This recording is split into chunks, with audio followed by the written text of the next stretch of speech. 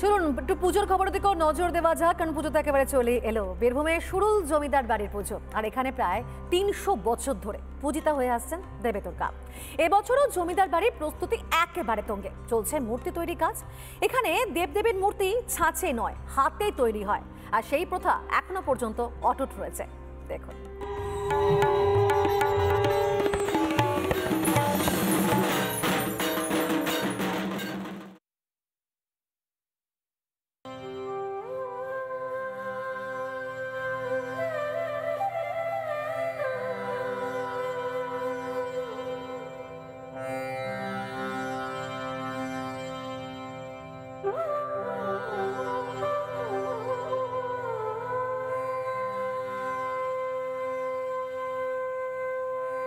মা আসছেন।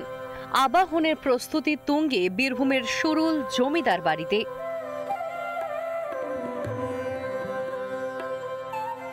সুরুল জমিদার বাড়ির ইতিহাস দীর্ঘ। অষ্টাদশ শতকের প্রথমার্ধে বর্ধমানের নীলপুর থেকে ভরতচন্দ্র ঘোষ সুরুল গ্রামে আসেন, এখানেই বসবাস শুরু করেন।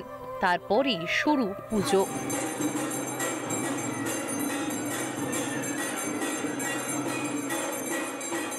প্রায় 300 বছর এই পুজোর ইতিহাস। এই যে মন্দির দেখছেন, এই মন্দির প্রতিষ্ঠা হয়েছিল প্রায় 250 বছর আগে, মাত্র 18,000 টাকায় শ্রীনিবাস সরকার করেছিলেন। পুজোর প্রতিষ্ঠা করেন আদিপুরুষ ভরতচন্দ্র ঘোষ। নীলপুর থেকে এসেছিলেন তার গুরুদেবের বাড়ি। পরবর্তী ক্ষেত্রে এখানেই তিনি বসবাস করেন। মন্দিরের প্রতিটি কোণায় জমিদার বাড়ির ঐতিহ্য আজও অটুট। আজও মন্দিরে জলে বেলজিয়াম থেকে নিয়ে আসা ঝাড়বাতি।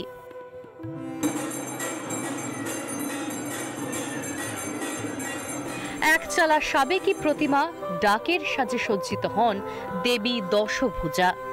কিন্তু এই মুহূর্তে সুরুল সরকার বাড়িতে চলছে, ঠাকুর রং হচ্ছে, এবং এই যে মূর্তি, এই মূর্তি কিন্তু যে মুখ, সে মুখবয়ব কিন্তু ছাঁচে তৈরি নয়, হাতে তৈরি। এবং বংশ পরম্পরায় এই মৃৎশিল্পী সুভাষবাবু রয়েছেন, তিনি তার যে অগ্রজ তারা যেমন করেছেন, তিনি নিজেও এখন করছেন।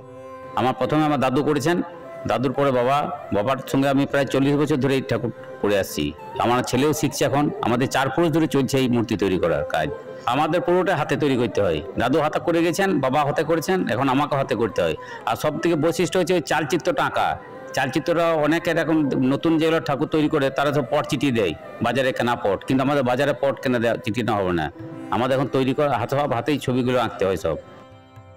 বৈষ্ণব ও শাক্ত মতে দুর্গা পুজো হয় এখানে, তবে পুজোর দিনগুলিতে অন্ন ভোগ দেওয়া হয় না, দেওয়া হয় জমিদার বাড়ির রন্ধনশালায় তৈরি হওয়া নাড়ু, মিষ্টি সহ বিভিন্ন খাদ্য সমাহার। বৈষ্ণব এবং শাক্ত মতে, অর্থাৎ এখানে নারায়ণকে সাক্ষী রেখে পুজো হচ্ছে, আবার তাকে তার নিজ মন্দিরে নিয়ে যাওয়ার পরে বলিদান হচ্ছে। মাকে যে ভোগ নিবেদন করা হয় প্রতিদিন প্রায় 100 থালার উপর ভোগ, সেটি কিন্তু আমাদের রন্ধনশালায় তৈরি হয়। এবং সেখানে তো অন্যর কোনো ব্যাপার না, কোনো মাছ বা অন্ন এসব নেই। শুকনো মিষ্টি, বোঁদে, লাড্ডু, শিরিন, নাড়ু, লুচি। জমিদারি ঐতিহ্য মেনে আজও বসে যাত্রার আসর।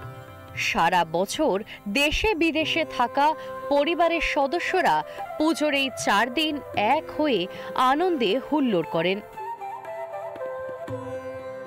সুরুল সরকার বাড়ি থেকে মনোরঞ্জন চট্টোপাধ্যায়, রিপাবলিক বাংলা।